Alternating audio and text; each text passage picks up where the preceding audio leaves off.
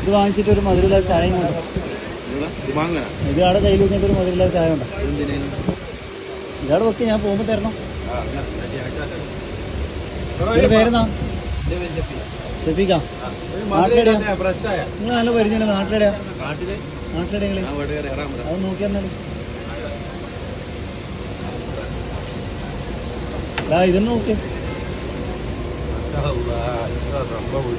ഏത് എന്താണ് ഇതിന് കഴിക്കല്? Happy anniversary Milo? അപ്പൊ ആരോ കൊടുത്തിന്? വൈഫാ. മനസ്സിലായ? എന്തായാലും എനിക്ക് മധുരമുള്ള ചായ വേണം. വേറെ വിഷയം. എന്താ പറയാനുള്ള വൈഫിനോട് പറ. എന്താ പറയാനുള്ള വൈഫിനോട് പറ.